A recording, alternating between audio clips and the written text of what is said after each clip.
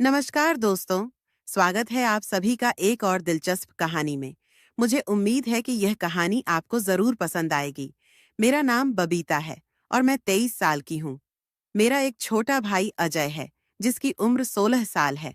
मोहित पढ़ाई में बहुत होशियार है, लेकिन कुछ समय से मैंने महसूस किया कि वह धीरे धीरे बदल रहा है। पहले वह स्कूल में टॉप करता था।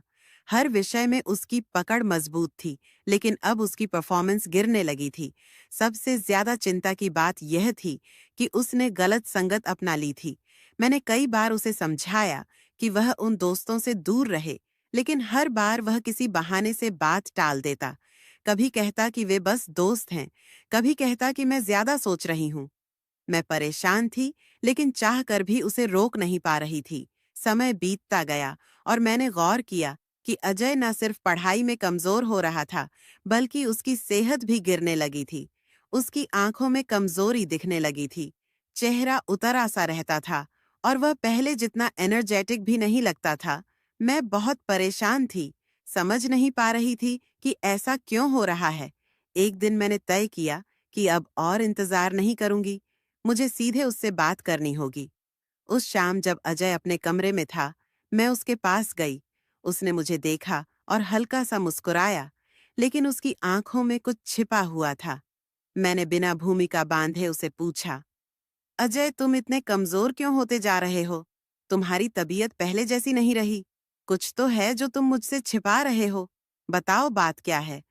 अजय ने पहले तो टालने की कोशिश की, लेकिन जब मैंने सख्ती से कहा कि वह मुझसे सच छिपाए तो मैं उसे अकेला छोड़ दूंगी, तब वह थोड़ा असहज हो गया। उसने सिर झुकाया और धीमी आवाज में कहा, दीदी, मुझे एक बुरी आदत लग गई है। मैं चाहकर भी इसे छोड़ नहीं पा रहा हूँ। मैं घबरा गई। मैंने तुरंत पूछा, कौन सी आदत? अजय, उसने संकोच के साथ जवाब दिया, दीदी, सेल्फ लव। मैं कुछ क्षणों के लिए चुप रह गई। यह सुनकर मैं थोड़ा असहज हो गई, लेकिन मैंने खुद को संभाला। मैंने उसे डांटने के बजाय समझाने का फैसला किया। मैंने कहा, अजय, तुम अभी बहुत छोटे हो। तुम्हें इस आदत के बारे में किसने बताया?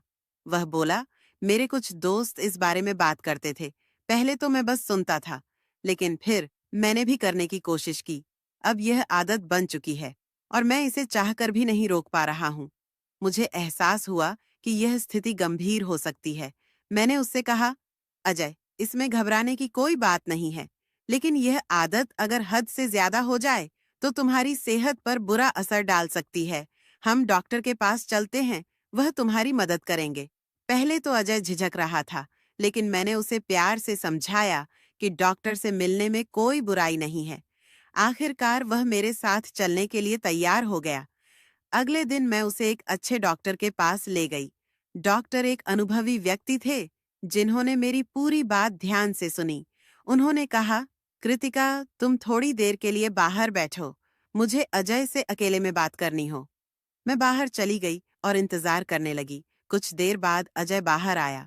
उसके चेहरे पर हल्की राहत थी। मैंने डॉक्टर से पूछा, सर, सब ठीक तो है? डॉक्टर ने समझाते हुए कहा, तुम्हारे भाई को जरूरत से ज्यादा इस आदत की लत लग गई थी, जिसकी वजह से उसकी सेहत पर असर पड़ रहा था। मैंने उसे समझाया कि यह कितनी बार करना सुरक्षित होता है और कब यह नुकसानदायक बन सकता है। उसे कुछ हेल्दी हैबिट अपनाने की जरूरत है। मैंने उसे कुछ दवाइयां दी हैं जो उसकी एनर्जी वापस लाने में मदद करेंगी। साथ ही मैंने उसे यह भी बताया कि अगर उसने इसे कंट्रोल नहीं किया तो आगे चलकर उसकी शादीशुदा जिंदगी पर इसका असर पड़ सकता है। मैंने अजय की तरफ देखा। उसने मेरी आंखों में देखा और हल्का सा मुस्कुराकर कहा, दीदी, मैं आज के बाद कोशिश करूंगा कि इस आदत को काबू में रखूं। मैंने उसका हाथ थामा और प्यार से कहा, अजय, मैं हमेशा तुम्हारे साथ हूं। तुम्हें कोई भी समस्या हो तो मुझसे जरूर कहना। हम मिलकर हर मुश्किल का हल निकाल सकते हैं। डॉक्टर का धन्यवाद करने के बाद हम घर लौट आए। उस दिन के बाद मैंने अजय में बदलाव देखे। उसने पढ़ाई पर फिर से ध्यान देना शुरू कर दिया। उसकी तबीयत भी धीरे धीरे ठीक होने लगी। मैंने महसूस किया कि सही समय पर सही कदम उठाने से बड़ से बड़ी समस्या हल हो सकती है। तो दोस्तों, यह थी मेरी कहानी। अगर आपको यह कहानी पसंद आई तो सब्सक्राइब करें और अपने विचार हमसे जरूर साझा करें। धन्यवाद।